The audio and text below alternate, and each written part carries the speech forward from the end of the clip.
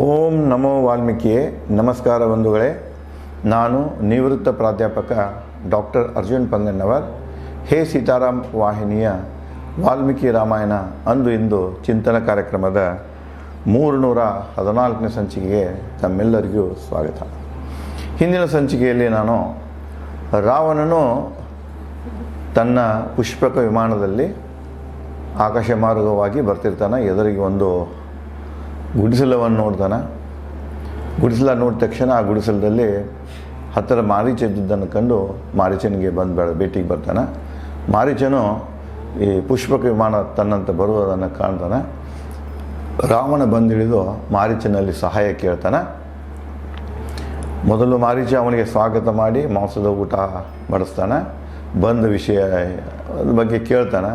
ಆವಾಗ ಇವನೇನು ಹೇಳ್ತಾನೆ, ಈ ರೀತಿಯಾಗಿ ರಾಮ ಲಕ್ಷ್ಮಣರು ತನ್ನ ತಂಗಿಯನ್ನು ಮುಖಭಂಗ ಮಾಡ್ಯಾರ ಮತ್ತು ಜನಸ್ಥಾನವನ್ನು ಗೆದ್ದುಕೊಂಡಾರ. ಅದಕ್ಕೆ ನಾನು ಒಂದು ಯೋಜನೆಯನ್ನು ಹಾಕ್ಕೊಂಡು ಬಂದನು. ಆ ಯೋಜನೆ ಏನಂದರೆ, ಅವರ ಅನುಪಸ್ಥಿತಿಯಲ್ಲಿ ಸೀತೆಯನ್ನು ಅಪಹರಿಸಬೇಕು. ಅವರ ಅನುಪಸ್ಥಿತಿ ಕ್ರಿಯೇಟ್ ಅದನ್ನು ಸೃಷ್ಟಿ ಮಾಡಬೇಕಾಗಿದ್ದರೆ ನೀನು ಬಂಗಾರದ ಜಿಂಕೆಯಾಗಿ ಹೋಗಬೇಕು, ಸೀತೆಯನ್ನು ಆಕರ್ಷಿಸಬೇಕು. ಸೀತೆ ರಾಮನಿಗೆ ಆ ಬಂಗಾರ ಜಿಂಕೆಯನ್ನು ಹಿಡಿಲಿಕ್ಕೆ ಹೇಳ್ತಾಳೆ. ಆವಾಗ ನಿನ್ನ ಬೆನ್ನು ಹತ್ತಾನ, ನೀನು ಮುಂದೆ ಓಡಿ ಹೋಗು. ಒಂದು ದೂರ ಅಂತರಕ್ಕೆ ಹೋಗಿ ನೀನು ಲಕ್ಷ್ಮಣನ ಸಹಾಯಕ್ಕೆ ಕೂಗು. ಆವಾಗ ಲಕ್ಷ್ಮಣ ಅಂದ ತಕ್ಷಣ ಆವಾಗ ಲಕ್ಷ್ಮಣನು ಅಣ್ಣನ ಸಹಾಯಕ್ಕೆ ಹೋಗ್ತಾನೆ. ಆವಾಗ ಸೀತೆ ಒಬ್ಬಳೇ ಇರ್ತಾಳೆ. ಆಕೆ ನಾನು ಅಪಹರಿಸ್ಕೊಂಡು ಬರ್ತೇನೆ. ಅದಕ್ಕೆ ಈ ಯೋಜನೆ ಕಾರ್ಯಗತ ಆಗಲಿಕ್ಕೆ ನಿನ್ನ ಸಹಾಯದ ಅವಶ್ಯಕತೆ ಇದೆ ಅಂಥೇಳಿ ರಾವಣ ಮಾರೀಚನಲ್ಲಿ ಕೇಳ್ಕೊಳ್ತಾನೆ. ಮುಂದುವರೆದು, ಹೆಂಡತಿ ಕಳೆದುಕೊಂಡ ರಾಮ ಸೇಡಿಗಾಗಿ ಬರುವನು, ಯುದ್ಧ ಮಾಡಿ ಜನಸ್ಥಾನದ ಈ ಸೋಲಿನ ಸೇಡು ತೀರಿಸಿಕೊಳ್ಳುವೆ. ಅವನ ಹೆಂಡತಿನ ಅಪಹರಿಸಿಕೊಂಡು ಹೋದ ನಂತರ ರಾಮನಿಗೆ ಸಿಟ್ಟು ಬರ್ತಿದೆ. ಅವ ಏನು ಮಾಡ್ತಾನೆ, ಯುದ್ಧಕ್ಕೆ ನಿಂತು ಬಿಡ್ತಾನೆ. ಅವನು ಅದೇ ಜನಸ್ಥಾನದಲ್ಲಿ ಸೋಲಿಸಿ ನಾನೇನು ಮಾಡ್ತೇನೆ, ಜನಸ್ಥಾನವನ್ನು ಮರಳಿ ಪಡಿತೀನಿ ಅಂತ ಹೇಳ್ತಾನೆ. ಮುಂದುವರೆದು, ತ್ರಿಲೋಕ ಸುಂದರಿ ಸೀತೆಯನ್ನು ಇರಿಸಿಕೊಳ್ಳುವೆ ನನ್ನ ಪತ್ನಿಯಾಗಿ. ಅಲ್ಲೇ ರಾಮನ ಸಂಹಾರ ಮಾಡ್ತೇನೆ ನಾನು, ಮತ್ತು ಇವಳನ್ನು ತಗೊಂಡು ಹೋಗಿ ನನ್ನ ಪತ್ನಿಯನ್ನಾಗಿ ಹೆಂಡತಿಯನ್ನಾಗಿ ಮಾಡಿಕೊಳ್ತೇನೆ ಅಂತ ಹೇಳ್ತಾನೆ. ಕೇಳಿ ರಾವಣನ ಮಾತು ಮಾರೀಚನ ಬಾಯಿ ಒಣಗಿತು, ಭಯ ಆವರಿಸಿತು.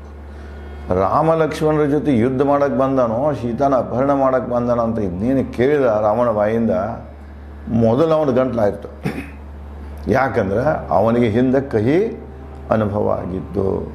ತಾಟಕಾರಣ್ಯದಲ್ಲಿ ರಾಮನ ಬಾಣಗಳನ್ನು ಎದುರಿಸಿದ್ದವ ಏನೋ ಸುದೈವದಿಂದ ಸಾಯೋದಲ್ಲ, ಬದುಕುಳಿದು ಬಂದಿದ್ದವನು. ಅದು ಅವನಿಗೆ ಗೊತ್ತಿತ್ತು.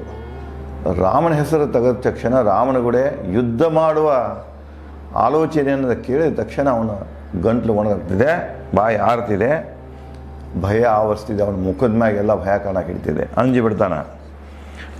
ತಾಟಕಾರಣ್ಯ ಘಟನೆ ನೆನೆದು ತನ್ನ ಮತ್ತು ರಾವಣ ಹಿತಕ್ಕಾಗಿ ರಾಮನ ವಾಸ್ತವಿಕತೆ ರಾಮನಿಗೆ ತಿಳಿಸಲು ನಿರ್ದೇಶಿಸಿದ. ಇವಾಗ ರಾಮನ ಬಗ್ಗೆ ಏನು ಗೊತ್ತಿಲ್ಲ, ನನಗೂ ಸಾಕಷ್ಟು ಅನುಭವ ಆಗಿದೆ. ರಾಮನ ಏನು ನಿಜತ್ವ ಇದೆ, ಸತ್ಯ ಏನಿದೆ, ರಾಮ ಅಂದರೆ ಯಾರನ್ನುವಂಥ ಒಂದು ಪರಿಚಯವನ್ನು ರಾವಣನಿಗೆ ಮಾಡಿಕೊಡುವ ಅಗತ್ಯ ಇದೆ. ಆ ಕೆಲಸ ನಾವು ಮಾಡಬೇಕಂತೇಳಿ ಮನಸ್ಸಿನಲ್ಲಿ ನಿರ್ಧಾರ ಮಾಡ್ತಾನೆ.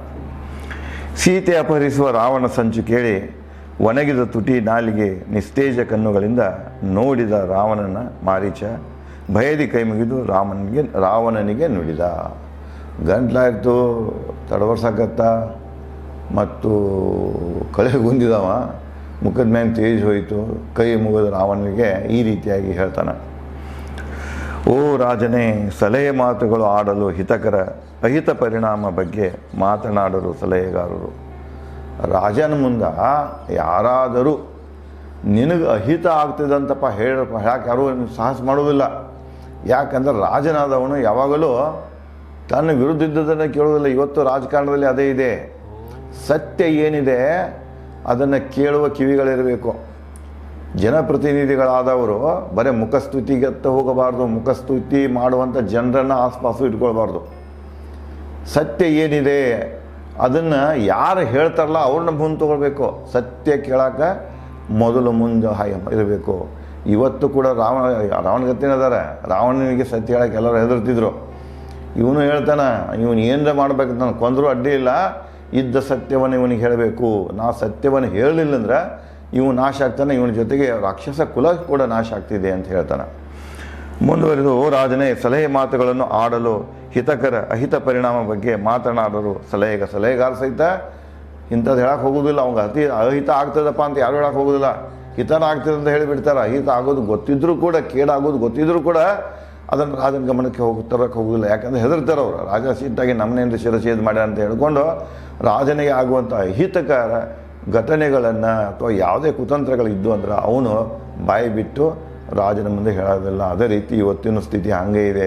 ಮುಖ್ಯಮಂತ್ರಿ ಆಗಲಿ, ಪ್ರಧಾನಮಂತ್ರಿ ಆಗಲಿ, ದೇಶದಲ್ಲಿ ಏನು ನಡೆದಿದೆ ಆ ಸತ್ಯವನ್ನು ಹೇಳುವಂಥ ಜನ ಅಲ್ಲಿ ಭಾಳ ಕಡಿಮೆ ಇದ್ದಾರೆ. ಸತ್ಯ ಹೇಳಿದರೆ ನಮ್ಮನ್ನ ಎಲ್ಲ ಹೊರಗೆ ಹಾಕ್ತಾರೆ ಬಿಡಪ್ಪ ಅನ್ನುವಂಥ ಒಂದು ಹೆದರಿಕೆ ಇರ್ತದೆ. ಅದಕ್ಕೆ ಆದರೆ ಇಲ್ಲಿ ಏನು ಆಗ್ತಿದೆ ಅಂದರೆ, ಈ ರಾಜನಾಗಿರ್ಬೋದು, ಮಂತ್ರಿ ಆಗಿರ್ಬೋದು, ಮುಖ್ಯಮಂತ್ರಿ ಆಗಿ ಯಾರೇ ಇರಬಾರಕ ಸತ್ಯವನ್ನು ಕೇಳಲಿಕ್ಕೆ ಹಿಂಜರಿಯಬಾರದು.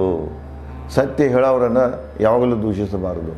ಅವ್ರ ಮ್ಯಾಗ ಸಿಟ್ಟು ರೇಖಾಕ್ಕೆ ಹೋಗಬಾರ್ದು. ಸತ್ಯ ಏನೈತಲ್ಲ ಶಾಂತಿ ಚಿತ್ತದಿಂದ ಕೂತು ಕೇಳಿದಾಗ ಅವನಿಗೂ ಹಿತ ಆಗ್ತದೆ, ಸಮಾಜಕ್ಕೂ ಹಿತ ಆಗ್ತದೆ. ಇಲ್ಲಿ ಮುಂದುವರಿದು, ಗುಪ್ತಚರರು ಕೊಟ್ಟಿಲ್ಲ ನಿನಗೆ ಸರಿ ಮಾಹಿತಿ ರಾಮನ ಬಗ್ಗೆ ಅವ್ನಿಗೆ ಅನಿಸ್ತಿದೆ. ಹೇಳ್ತಾನೆ ಅವನು, ನೋಡಪ್ಪ ರಾಮನ, ಬಹುತೇಕ ನಿನ್ನ ಗುಪ್ತಚರರು ರಾಮನ ಬಗ್ಗೆ ಸರಿಯಾದ ಮಾಹಿತಿ ನನಗೆ ಕೊಟ್ಟಿಲ್ಲ. ಅಲ್ಲಿ ಅನಿಸೇಕ ಸುರ್ಪಣಕ ಅದನ್ನೇ ಹೇಳ್ತಾಳೆ, ಅಣ್ಣ ನೀನು ಎಂಥ ಗುಪ್ತಚರಗಳನ್ನು ಇಟ್ಕೊಂಡ್ಯಾ, ಇಷ್ಟೊಂದು ದೊಡ್ಡ ದೊಡ್ಡ ಘಟನೆಗಳಾದವು, ಯುದ್ಧ ಆಯಿತು, ನನ್ನ ಅಂತಮರು ಸತ್ರು, ಸೈನ್ಯ ಹಾಳಾಯಿತು, ಜನಸ್ಥಾನ ಹೋಯಿತು, ಇಷ್ಟೆಲ್ಲ ದುರ್ಘಟನೆಗಳಾದರೂ ಕೂಡ ಒಬ್ಬರು ನಿನಗೆ ಅದ್ರ ಬಗ್ಗೆ ಹೇಳಿಲ್ಲ. ಯಾಕಂದರೆ ಗೊತ್ತಿದ್ರು ಸಹಿತ ಹೇಳಕ್ಕೆ ಹೆದರ್ತಿದ್ರು ಅವರು. ಹೇಳಿದ್ರಲ್ಲ, ಅಹಿತಕರ ಆಗಿದ್ದಪ್ಪ ಅಂದ್ರೆ ಹೇಳಕ್ಕೆ ಎಂದು ಏಟಾಗ್ತಾರೆ. ಅದಕ್ಕೆ ಆ ಒಂದು ಅವಳದೇನು ಮಾತಿತ್ತಲ್ಲ, ಸ್ಟೇಟ್ಮೆಂಟ್ ಇತ್ತಲ್ಲ, ನಿನ್ನ ಗುಪ್ತಚರ ಏನನ್ನ ನಿನಗೆ ಮಾಹಿತಿ ಕೊಟ್ಟಿಲ್ಲ, ನಿನ್ನ ಸುತ್ತು ಒಳ್ಳೆಯವರಿಲ್ಲ ಅನ್ನುವಂಥದ್ದು ಏನಿತ್ತಲ್ಲ, ಅದು ಇಲ್ಲಿ ಮಾರೀಚನ ಬಾಯಿಂದನೂ ಅದು ದೃಢೀಕರಣ ಆಗ್ತಿದೆ. ಮುಂದುವರೆದು ಹೇಳ್ತಾನೆ, ಗುಪ್ತಚರರು ಕೊಟ್ಟಿಲ್ಲ ನಿನಗೆ ಸರಿ ಮಾಹಿತಿ ರಾಮನ ಸ್ನೇಹಿತ ರೂಪದಲ್ಲಿ ಶತ್ರು ನೀಡಿದನೇ ಈ ಸಲಹೆ. ಅಷ್ಟೇ ಅಲ್ಲ, ಅವರು ರಾಮನ ಬಗ್ಗೆ ನಿನಗೆ ಸರಿಯಾದ ತಿಳುವಳಿಕೆನೂ ಕೊಟ್ಟಿಲ್ಲ. ಇನ್ನು ಯಾರೋ ನಿನ್ನ ಸ್ನೇಹಿತರ ರೂಪದಲ್ಲಿ ಈ ಸೀತೆಯನ್ನು ಅಪಹರಿಸುವಂಥ ಕೆಟ್ಟ ಆಲೋಚನೆ ನಿನಗೆ ಕೊಟ್ಟಿದ್ದಾರೆ. ಆಲೋಚನೆ, ಈ ಸಲಹೆಯನ್ನು ಕೊಟ್ಟವ್ರು ಯಾರು? ನಿಜವಾಗಿ ಈ ಸಲಹೆ ಕೊಟ್ಟವರು ನೀವು ಹಿತಚಿಂತಕರಲ್ಲ, ನಿನ್ನ ಹಾಳು ಮಾಡೋಕ್ಕೆ ಈ ಒಂದು ಸಲಹೆಯನ್ನು ಕೊಟ್ಟ್ಯಾರ ಅಂತ ಹೇಳ್ತಾನೆ. ಸಲಹೆ ಇದು ಆತ್ಮಹತ್ಯೆಗೆ ಸಮ. ನಿನಗೇನು ಕೊಟ್ಟಾರಲ್ಲ ಸೀತಾ ಅಪಹರಣ ಮಾಡೋದು, ಈ ಸಲಹೆ ಯಾವುದಕ್ಕಪ್ಪ ಅಂದ್ರೆ ಆತ್ಮಹತ್ಯೆಗೆ ಸಮ. ನೀ ಆತ್ಮಹತ್ಯೆ ಮಾಡ್ಕೊಳಕ್ಕೆ ಹೊಂಟಿದೆಯಾ. ಸೀತೆನ ಅಪಹರಣ ಮಾಡೋದಂದ್ರೆ ನಿನ್ನ ಆತ್ಮಹತ್ಯೆ ಮಾಡ್ಕೊಂಡಾಗ ಸ್ವಂತ ಸಾಯೋದನ್ನ ನೀನು ಒಂದು ಆತ್ಮಹತ್ಯೆಗೆ ಸಮಾನವಾದಂಥ ಒಂದು ನೀ ಕೃತ್ಯವನ್ನು ಎಸಗಲಿಕ್ಕೆ ಹೊಂಟಿದೀಯಾ ಅಂತ ಹೇಳ್ತಾನೆ. ಯಾರವರು ನಿನಗೆ ಈ ಸಲಹೆಯನ್ನು ಕೊಟ್ಟವ್ರು ಯಾರಪ್ಪ, ಇಂಥ ಕೆಟ್ಟ ಸಲಹೆಯನ್ನು ಕೊಟ್ಟವ್ರು ಯಾರು ಅಂತ ಹೇಳಿದಾಗ ಇಲ್ಲಿ ಇಬ್ಬರು ಬರ್ತಾರೆ. ಯಾರು, ಒಬ್ಬಕ್ಕೆ ಸೂರ್ಪಣಖ ಬರ್ತಾಳೆ, ಇನ್ನೊಂದು ಅಕಂಪನ ಬರ್ತಾನೆ. ಇಲ್ಲಿ ಕೆಲವೊಂದು ಏನು ಮಾಡ್ತಾರೆ, ಈ ಮೂಲ ರಾಮಾಯಣದಲ್ಲಿ ಇಲ್ಲ, ಇಂಥ ವಿಚಾರಗಳನ್ನು ಇಟ್ಕೊಂಡು ಇನ್ನು ಕೆಲವೊಂದು ರಾಮಾಯಣಗಳಲ್ಲಿ ಅಂದರೆ ನಾನು ಹೊಸ ಆವೃತ್ತಿಗಳಲ್ಲಿ ಅಲ್ಲಿ ಹೇಳ್ತಾರೆ ಯಾವ ರೀತಿ ಶಕುನಿ ಮಹಾಭಾರತದಲ್ಲಿ ಕೌರವರ ನಾಶವನ್ನು ಬಯಸಿದ್ದ. ಅದೇ ರೀತಿಯಾಗಿ ಈಕೆ ತನ್ನ ಗಂಡನ ಕಳ್ಕೊಂಡಿರ್ತಾಳೆ. ಅಂದರೆ ರಾವಣ ಈಕೆ ಗಂಡನ ಕೊಂದಿರ್ತಾನೆ, ಅದನ್ನು ಶೇಟ ತಕ್ಕೊಡೋ ಸಲುವಾಗಿ ರಾವಣನ ನಾಶ ಮಾಡೋ ಸಲುವಾಗಿ ಇವಳು ಮಾಡಿಡು ಅಂತ ಹೇಳ್ಕೊಂಡು ಈ ಆಲೋಚನೆ ವಾಲ್ಮೀಕಿದಲ್ಲ, ಇತ್ತೀಚಿನವರು ಇಂಥವುಗಳನ್ನು ತಮ್ಮ ರಾಮಾಯಣ ಬರೆಯುವ ಮೂಲಕ ಹರಿಬಿಟ್ಟಿದ್ದಾರೆ. ಆದರೆ ಇಲ್ಲಿ ಮೂಲ ರಾಮಾಯಣದಲ್ಲಿ ಅಂಥದ್ದು ಇಲ್ಲ. ಮುಂದುವರಿದು, ಸಲಹೆ ಇದು ಆತ್ಮಹತ್ಯೆಗೆ ಸಮನಿನ್ನ ಯಾರವರು ಕೊಟ್ಟವರು? ಇಡೀ ರಾಕ್ಷಸ ಕುಲ ಸಂಹಾರ ಯೋಜನೆ ಮಾಡಿದ್ದು. ಇದು ಬರೇ ನಿನ್ನ ಒಬ್ಬನ ಸಂಹಾರ ಅಲ್ಲ, ಇಡೀ ರಾಕ್ಷಸ ಕುಲ ನಾಶದ ಯೋಜನೆ ಇದು. ಇದನ್ನು ಕೊಟ್ಟಂಥ ಪುಣ್ಯಾತ್ಮ ಯಾರಪ್ಪ? ನಿನ್ನ ಸ್ನೇಹಿತ ಕೊಟ್ಟ ಇದನ್ನು? ಅವನು ನಿನಗೆ ತೋರ್ಕಿಗೆ ಹಿತವಾಗಿರಬಹುದು, ದೋಸ್ತಿ ಇರಬಹುದು, ಆದರೆ ಅವನಲ್ಲಿ ಏನಿದೆ? ನಿನ್ನ ಮತ್ತು ರಾಕ್ಷಸ ಕುಲದ ನಾಶ ಇದೆ, ನಾಶದ ವಿಚಾರ ಇದೆ. ಅದಕ್ಕೆ ಈ ಸಲಹೆ ಕೊಟ್ಟು ಸರಿಯಿಲ್ಲ, ಈ ಸಲಹೆ ತಪ್ಪಿದೆ ಅಂತ ಅಗದಿ ನಿರ್ಭಯವಾಗಿ ಹೇಳ್ತಾನೋ. ಇಡೀ ರಾಕ್ಷಸ ಕುಲ ಸಂಹಾರ ಯೋಚನೆ ಮಾಡಿದ್ದು ಸ್ವಾರ್ಥ ನೀಚ ಬಯಕೆಯ ಕೆಟ್ಟ ವಿಚಾರದ ರಾಜನು ಮಾತ್ರ ತನ್ನ ರಾಜ್ಯ ಹಾಳು ಮಾಡಿಕೊಳ್ಳುವನು. ನೋಡಿಲ್ಲಿ ಇಂಥವು ಸಲಹೆ ಕೇಳಿದಂದ್ರೆ ಯಾವ ರಾಜಪ್ಪ ತನ್ನ ರಾಜ್ಯನ ಹಾಳು ಮಾಡಕ್ಕೆ ಹೊಂಟಿರ್ತಾನೆ, ತನ್ನ ಕುಲನ ಸಂಹಾರ ಮಾಡಕ್ಕೆ ಹೊಂಟಿರ್ತಾನೆ, ಅವ್ರ ಬಗ್ಗೆ ಯಾರೂ ವಿಚಾರ ಮಾಡೋ ಅಂಥ ಮಾತ್ರ ಇಂಥ ಸಲಹೆಗಳನ್ನು ಕೇಳ್ತಾನೆ. ಅಂದರೆ ನೀನು ಕೂಡ ಈ ಸಲಹೆ ಕೇಳಿ ಇದನ್ನೇನರ ಕಾರ್ಯರೂಪಕ್ಕೆ ತಂದಂದ್ರೆ ನೀನು ಒಬ್ಬನೇ ಅಲ್ಲ, ಇಡೀ ರಾಕ್ಷಸ ವಂಶವನ್ನೇ ಹಾಳು ಮಾಡ್ತಿದ್ದೀಯಾ ಅಂತ ಹೇಳಿ ಮಾರೀಚ ವಾಸ್ತವದ ಸಂಗತಿಯನ್ನು ರಾಮ ಅಂದರೆ ಏನು ಅನ್ನೋದನ್ನು ಇಂಡೈರೆಕ್ಟಾಗಿ ರಾವಣನಿಗೆ ಹೇಳ್ತಾ ಇದ್ದಾನೆ. ಇನ್ನು ಮುಂದುವರೆದು ಮತ್ತೇನು ವಿಚಾರಗಳನ್ನು ಹೇಳ್ತಾನೆ, ಮತ್ಯಾವ ಕಠೋರ ಉಕ್ತಿಗಳನ್ನು ಆಡ್ತಾನೆ ಅನ್ನೋದನ್ನು ನಾವು ಮುಂದಿನ ಸಂಚಿಕೆಯಲ್ಲಿ ಹಂಚಿಕೊಳ್ಳೋಣ. ವಂದನೆಗಳು.